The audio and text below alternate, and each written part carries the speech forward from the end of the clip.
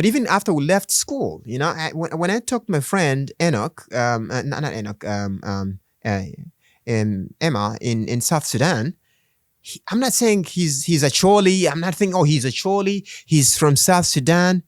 He's Luo.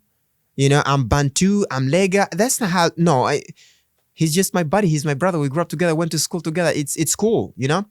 Until we reach that point, all the conversation we talked about here, South Africa, and their issues, whether it's about land and resources, things coming down to skin color, who owns what, not. Like you said, it has nothing to do with skin color. Sometimes it's just, the difference between the wealthy and the poor. And sometimes because people are interested in, the other business they talked about, the emotional business, people get into things they're not supposed to be, I'm saying, and that arouses emotions in people. And, at the end of the day, it's in the news, it's in the newspaper, it's on TV. And that really screws people up. But until we reach that point, I'm very optimistic at some point, inshallah, with the grace of God, we'll reach a point where things will be like that. But I'm very, it really troubles me a lot, Everything comes down to a label. It's this against that. It's that against this. And I don't know. I know. You and I both know you don't do that. Like, that's the best way. Yeah, we don't do stuff like that, yes. Yeah. I see you as a human being every time. Yeah. Every time. That's how we should see it. Yep. It has to be like that. And I hope we're on a journey to something beautiful, that we can bring more people who will think like this. I'd love that. It's gonna be tough. People are gonna get emotional, but like it's you gotta get through that. You gotta be able to say, like, I love you as a human being. Yeah. I don't want anything bad happening to you. Yeah. Ever. There is a Congolese musician who said, and I like the way he said it, that I've never seen anything resolved on a TV set. Like, people sit there and have arguments. He's never seen anything resolved like that. People have to talk. You have to listen to the other person. Listen, it's not about arguments sometimes. It's about creating understanding. I don't want to listen to two people argue. I want to listen to two people who don't agree come to an understanding. Right. Where it's like, there's no way to understand anything.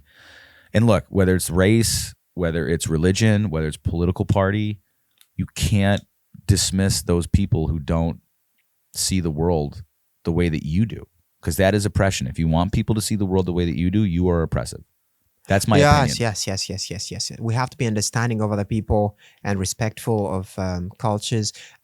Listen, and again, like, let's say, for example, like cultures. I'm very critical of certain, African cultural beliefs and stuff. I'm sure you're really critical of a lot of American culture. If they're oppressive to certain people, like I said, I'm okay with patriarchy, but if it has some toxic substances in it, I want some of that filtered out. I do not. I think it's not comfortable for me to sit there and you claim your wife is your piece of property. That's not cool. No.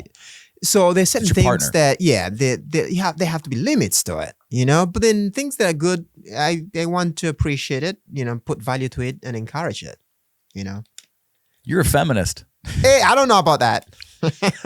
you look, that's what it is. That's what it's about. It's about respecting women. Look, no one's going to argue about who has the power, the president or the vice president. They both have power. They both have power, but ultimately, like the wife is, everyone that I know, almost every woman that I know, they would love for the man to work and they raise the kids. Oh yeah. They would love that. Oh yeah. I'll make the meal. I'll raise the kids. You go put yourself in harm's way so we can survive.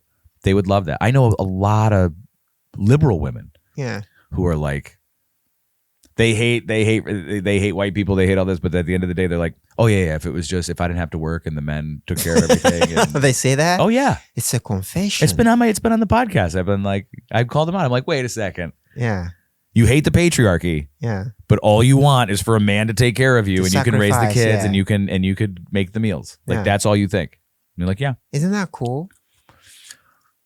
It feels good when people confess sometimes. A lot of. You can say it. It's not that they're confessing. It's just sometimes the lies that they tell themselves slip away.